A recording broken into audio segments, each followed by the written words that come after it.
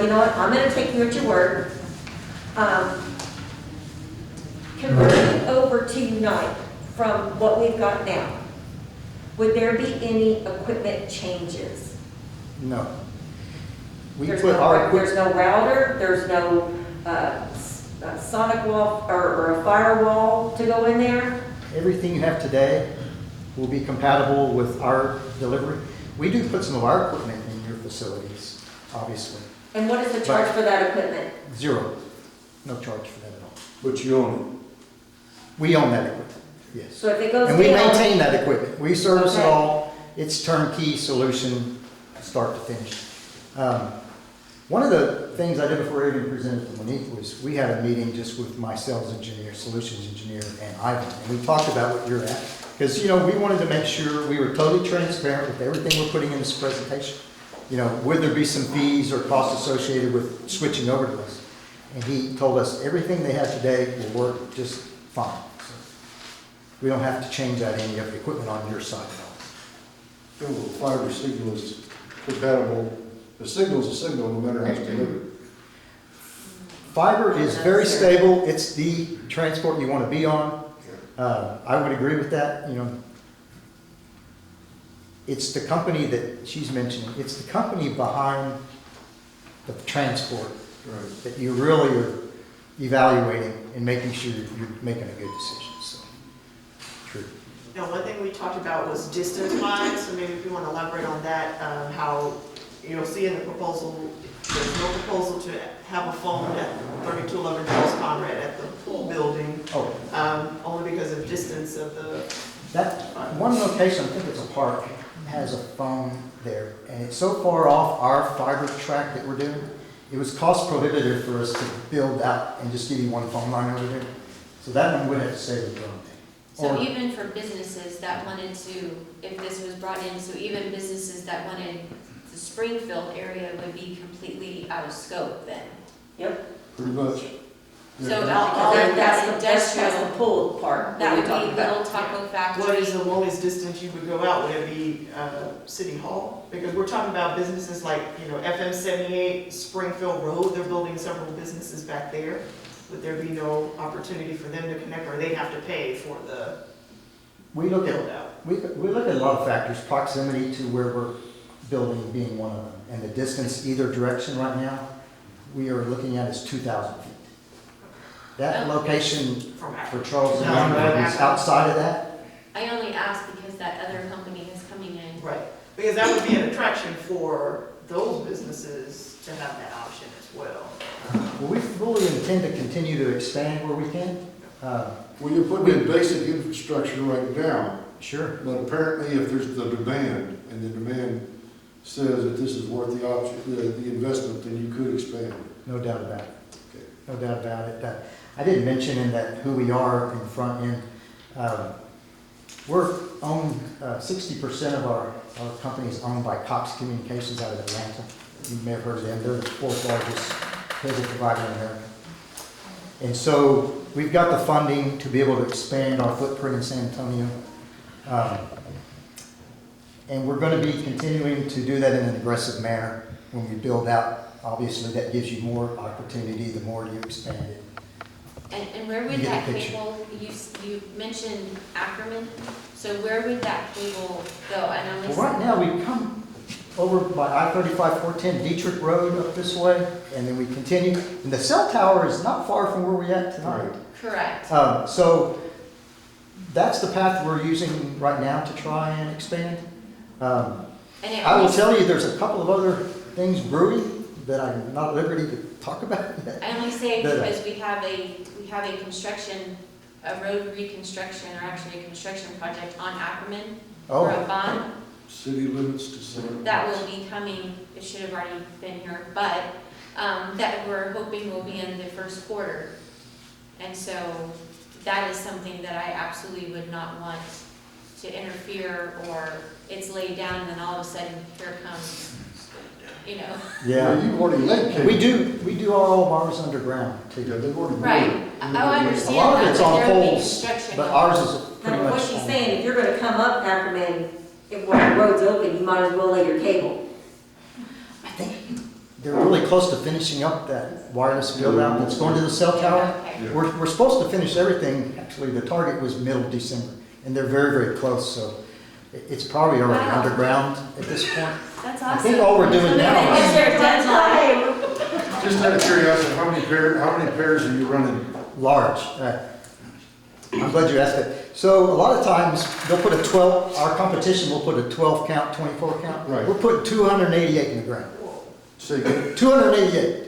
3¼ inch pipe. So we're building for the future, so that we don't have to ever come back and trade out and try and, we're investing in a big way in the San Antonio market.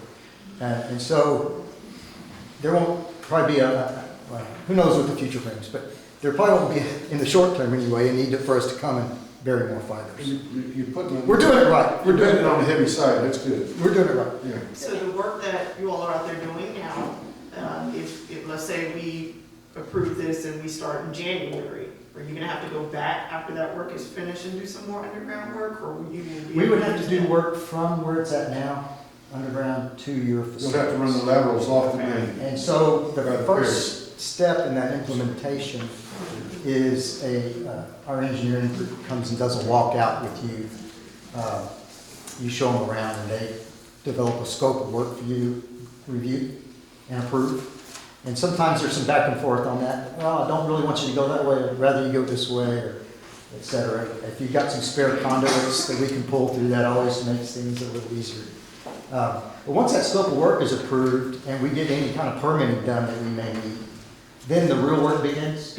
And this whole process is about a 120-day interval to get it started. So, And I know we talked about in the call downtime, because I know that's a concern for, of course, police, fire, but there was we talked about the switchover. Right. So if you can maybe explain. okay. So data is done first, once the fiber's put in. And Ivan, once our connections are in for your fiber data network, would probably do it at the least interruption time of day that he could do it. Maybe that's a Sunday night, 5 o'clock. We've already handed it off to you. It's active, it's ready to go. But Ivan would probably be the person that works with you on when you actually want to convert over to ours and stop using broadband. The phone service, we actually have to port numbers for broadband. So there's 3 entities involved, right? There's my back office in Kansas City, there's their back office, and there's on-site here.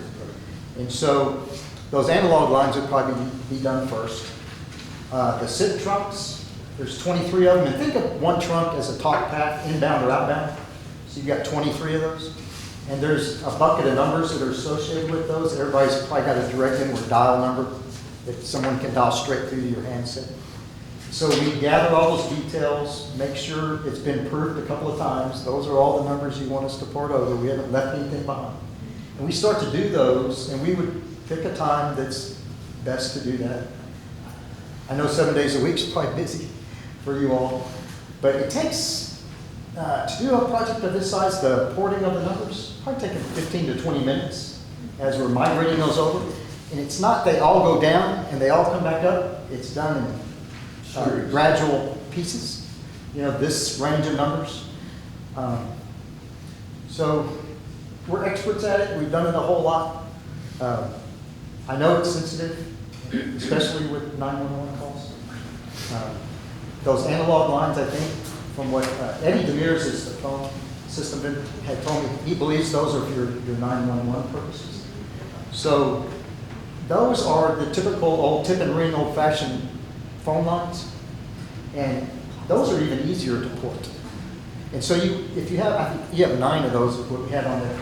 So we wouldn't knock all 9 down and bring all 9 back up. We would do them one at a time. So you knock without service of some kind for your community. What would the charge be if we switched completely for our phones over to be internet? Voice on the internet? Uh-huh. That's a whole nother solution that we offer. I think the investment that was made on the phone system 4 years ago, you mentioned, would certainly be a factor you want to look at. How much did we spend to get that one? They typically last about 10 years before you replace them. The way hosted cloud voice service works over the data circuits is your phone system's in a data center that we own, right? So when you pick up the phone, milliseconds goes through the fiber network, hits that phone system, and you get dial tone. And so we charge per seat. The phone that we put on your desk, and you can even use computers to talk through. You don't even have to have a phone on your desk if you don't want one. Some people like both, some people don't. So there's a lot of customization you can do with that kind of setup. But we charge per seat for the handset and for the connectivity. It's about, on the low end, about $35 per user. And it can go up. You know, she may need some things that you don't need, right? So yours may be closer to the basic price, but somebody else that needs a lot more mobility and all these add-ons you can do with it, it might be $45 for that person. 35 for a lot. So we'll come and we'll give you a customized proposal if you ever want to entertain that. So But- what is the approximate service time? So if somebody calls in a service call, what, in order to get a tech here or, to address the situation, what is usually that? So our network operations centers in Kansas City, that's the first call you Right. make if something happens, right?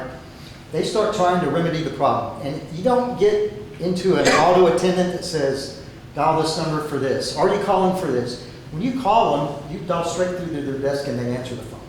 And it's a tier 2 level tech, which is a higher level of expertise. If they can't remedy it with you on the phone in the first 20 minutes, they're going to continue to try, and it might be Ivan they're talking to or Eddie. But we go ahead and dispatch a technician out here because we figure we need to go ahead and get them on site, because if we can't resolve this in a little bit more time, we need somebody out there. I will tell you that's not how most providers do it. They might not have somebody out on site for hours. That's what I before was they, asking. before they determine, okay, we can't fix this unless we send somebody out there. So we're very proactive in dispatching a technician out quickly. Okay. And- But, so within that day? Oh, within that hour. Okay. Yeah, and they keep, the Network Operations Center keeps in constant communication with you, right? What email or what number do you want us to text you so we can tell you our progress as, instead of keeping you on the phone, they get some contact info and, okay, tech's on site. He's analyzing the situation, troubleshooting for it. Okay, he's determined what the situation is, and here's the length of time it's probably going to take. Okay, he's finished, and